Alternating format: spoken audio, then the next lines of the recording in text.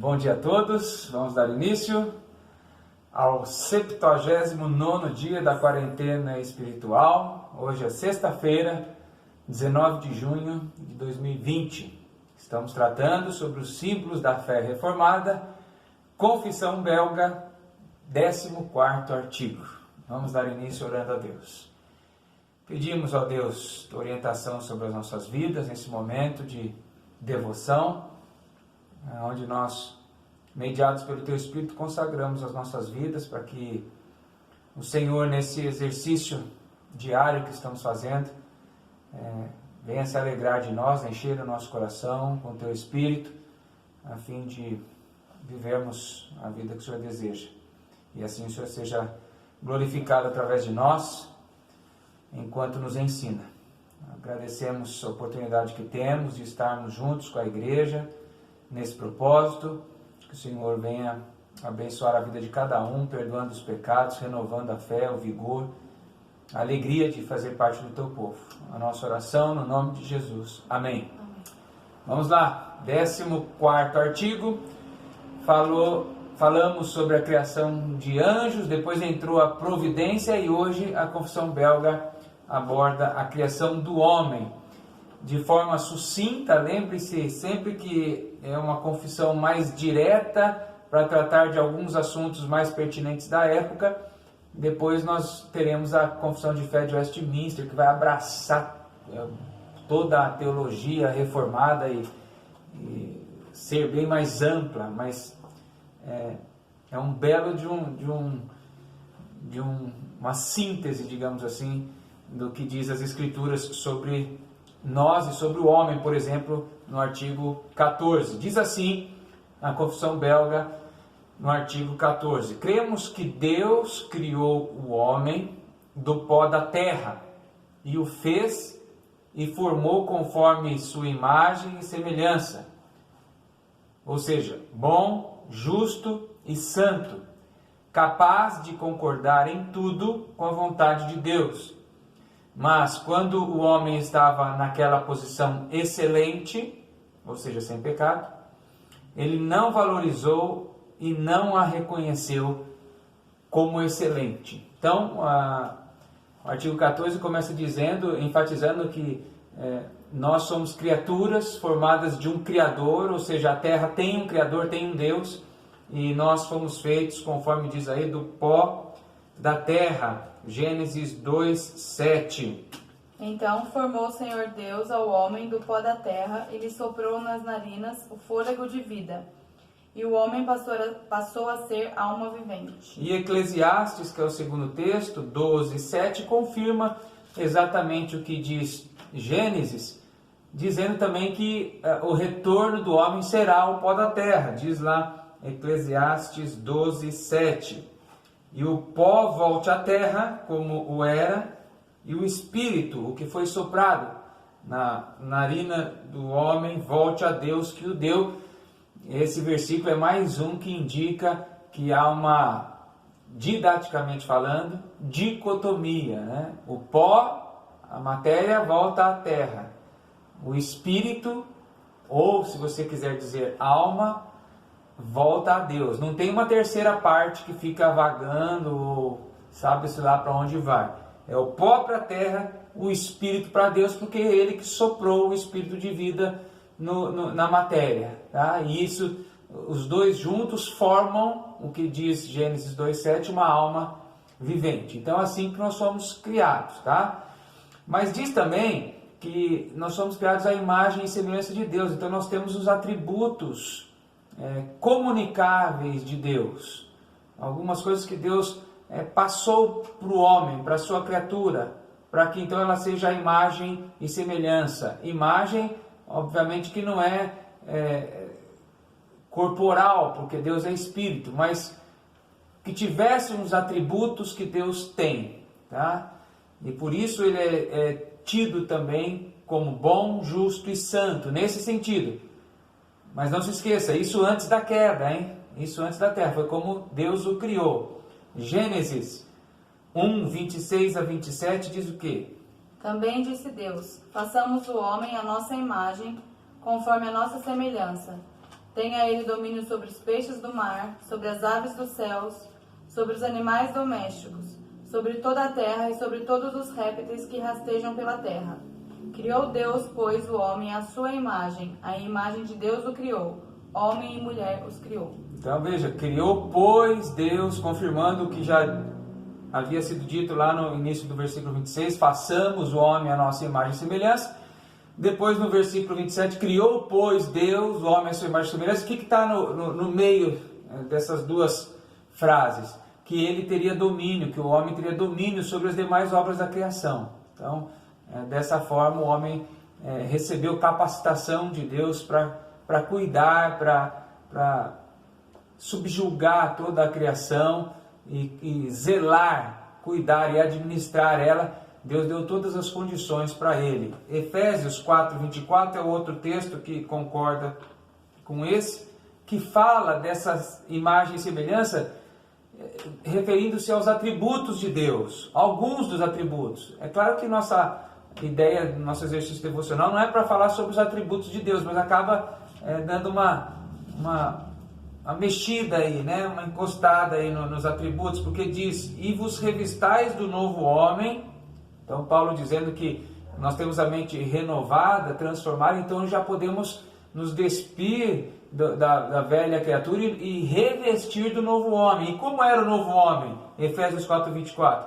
Criado segundo Deus, ou seja, a imagem e semelhança de Deus, como? Em justiça, retidão e procedente da verdade. Então, justiça, senso de retidão, senso de verdade o homem tem, porque são atributos de Deus comunicáveis ao homem. É por isso que não precisa ser crente, a gente sempre diz isso lá na igreja, né? Não precisa ser crente para saber o que é certo e o que é errado. Tá? Para saber que não se deve roubar, para saber que não se deve matar, para saber que não se deve abusar de uma criança, enfim. Não precisa ser crente para isso, porque esses atributos comunicáveis já estão inseridos no homem. Tá bom? Para frente. Dando ouvidos às palavras do diabo, submeteu-se por livre vontade ao pecado, e assim à morte e à maldição, pois transgrediu o mandamento da vida que tinha recebido, e pelo pecado separou-se de Deus, que era a sua verdadeira vida. Assim, ele, o homem, corrompeu toda a sua natureza e mereceu a morte corporal e espiritual. O que diz lá Tiago 1:13-15? Ninguém, ao ser tentado, diga, sou tentado por Deus, porque Deus não pode ser tentado pelo mal e ele mesmo a ninguém tenta. Ao contrário, cada um é tentado pela sua própria cobiça, quando esta o atrai e seduz. Então, a cobiça, depois de haver concebido, dá à luz o pecado, e o pecado, uma vez consumado, gera a morte. Ou seja, Deus não tenta o homem, nem faz o homem cair em pecado, mas deu a condição. Da mesma forma, colocando a árvore do conhecimento do bem e do mal, da mesma forma que deu condição ao homem, tá, de suportar e de, com a sua vontade, se livrar e não ser submisso à sua carnalidade e à tentação do diabo. Mas o homem caiu e se corrompeu, e havia sido dito a ele, é um dos textos aqui, Gênesis 2:17, mas da árvore do conhecimento do bem e do mal não comerás, porque no dia em que dela comeres, certamente morrerás. E foi isso que aconteceu.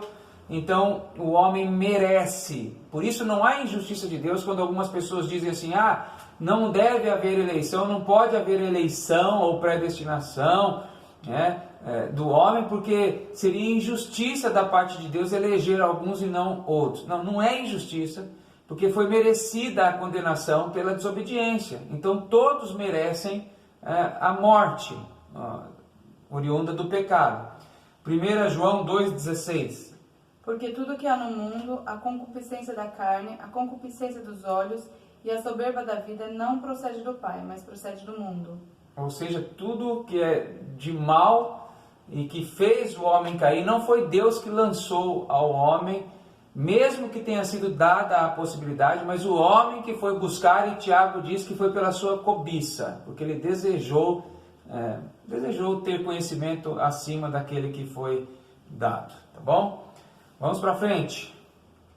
Tornando-se ímpio, perverso e corrupto em todas as suas práticas, ele perdeu todos os dons excelentes. E dons aqui não são aqueles dons citados lá por Paulo, aos Romanos, primeiro aos Coríntios, ou lá no texto de Efésios, dom de cura, dom de profecia, dom da compaixão, não são esses dons, mas o ser excelente. O homem perdeu isso, ele foi corrompido. E toda a sua inteligência, destreza, sabedoria, lembra daquele domínio que havia sido dado a ele? Então é essa excelência, essa dádiva, aqui colocada como dons, essa dádiva que o homem perdeu em excelência, tá? Diz o texto de Romanos 3:10. Como está escrito, não há justo nenhum sequer. Ou seja, todas as suas práticas foram corrompidas, não há justo, não há um sequer. Tá? Nada lhe sobrou destes dons, senão pequenos traços que são suficientes para deixar o homem sem desculpa. Romanos 1:20-21. Porque os atributos invisíveis de Deus, assim o seu eterno poder, como também a sua própria divindade, claramente se reconhecem desde o princípio do mundo, sendo percebidos por meio das coisas que foram criadas. Tais homens são, por isso, indesculpáveis. Isso. Porquanto têm o conhecimento de Deus, não glorificaram como Deus, nem lhe deram graças. Antes se tornaram nulos em seus próprios raciocínios, obscurecendo-lhe o coração insensato. Então, o que restou, os traços que restaram pós-queda, serve apenas para que ele seja indesculpável no grande dia. Mas não dão o direito mais a ele de desejar a salvação. João 1,5 diz: a luz resplandece nas trevas e as trevas não prevalecem contra ela. Falando de Jesus que vinha para ser a luz, mas para iluminar a vida do homem, mas muitos não creram nessa luz e permanecem no pecado. Essa luz, que é Jesus, a palavra, também é a Escritura. Por fim, por isso rejeitamos todo o ensino contrário sobre o que hoje se fala, pós-queda, e se acha que ainda existe o livre-arbítrio do homem. Primeiro, o livre-arbítrio não está escrito na Bíblia, para começar, Mas por isso rejeitamos todo o ensino contrário sobre o livre-arbítrio do homem, porque o homem somente é escravo do pecado e não pode receber coisa alguma do céu se não lhe for dada. Em resumo, quem apresentará um pensamento sequer, admitindo que não somos capazes de pensar alguma coisa como se partisse de nós? Alguém poderia dizer assim: eu posso dizer que partiu alguma coisa de mim boa. Bom, Eliette já leu um dos textos que diz que não há um justo sequer. Como é que vai partir alguma coisa boa se não há um justo sequer? Então não há mais livre-arbítrio, porque com a criação em excelência, mas a queda do homem, ele ficou escravo do pecado, necessitando de ser vivificado pelo Espírito de Deus. Tá? 1 João 3,27 diz o quê? Respondeu João: o homem não pode receber coisa alguma se do céu não lhe for dada. Se no céu não lhe for dada inteligência, fé, ele não pode fazer coisa alguma. João 6,44 é o texto que diz: ninguém pode vir a mim, preste atenção, arminiano, ninguém pode vir a mim se o Pai que me enviou não o trouxer. E eu, então esses que o Pai o trouxer, eu ressuscitarei no último dia. Ninguém pode vir a mim se o Pai não o trouxer. Primeiro, parte de Deus. Não tem como ter livre-arbítrio para escolher nada, porque todos estávamos condenados à morte que merecemos como raça humana. Como não há um justo sequer, mais clareza que isso não dá. Ninguém pode vir a mim se o Pai que me enviou não o trouxer. Tá bom? Segundo aos Coríntios 3, 5 e 6, nós encerramos. Não que por nós mesmos sejamos capazes de pensar em alguma coisa, Porque não somos. como se partisse de nós. Pelo contrário, a nossa suficiência vem de Deus, o qual nos habitou para sermos ministros de uma nova aliança, não da o letra. qual nos habilitou. habilitou, porque deu a entender o qual nos habitou, o qual nos habilitou. Então ele que tem que habilitar.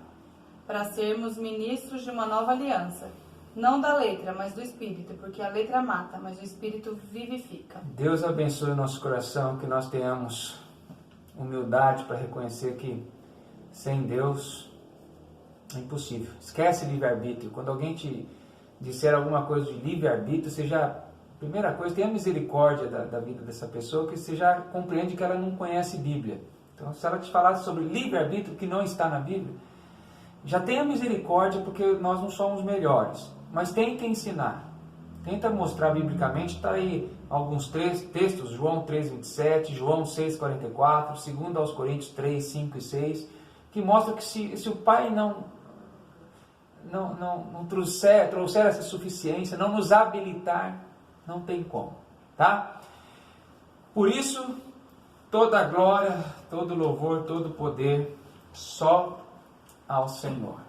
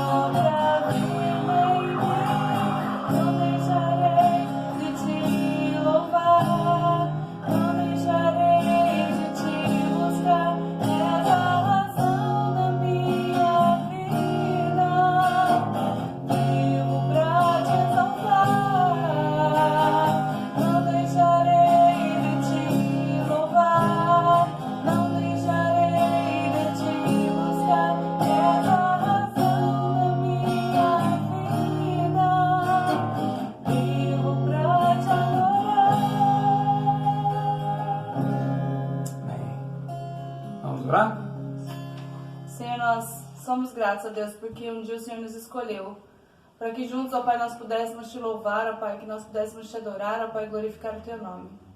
Agradecemos a Deus por esse privilégio que o Senhor nos deu e rogamos para que o Senhor, ó Pai, nos abençoe, ó Pai, nos dê sabedoria, ó Pai, nos dê esse entendimento e vontade, ó Pai, de estar na tua casa glorificando o teu nome, ó Pai. Fica conosco, fica com a nossa igreja, ó Pai, fica com as nossas famílias, nos guardando, ó Pai, e nos livrando do mal, Pai.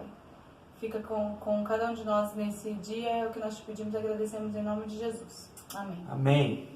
Pergunta 14. Facinho, hein? Tá bem facinho agora, né? Relacione os textos de Gênesis 2:17 com Efésios 2:1, mostrando a insuficiência do homem em ser salvo ou regenerado por si mesmo. Em outras palavras, mostrando que não é ele quem aceita Jesus, mas Jesus, o Deus, quem o escolhe. Tá bom? Deus te abençoe. Tenha um ótimo dia na paz do Senhor.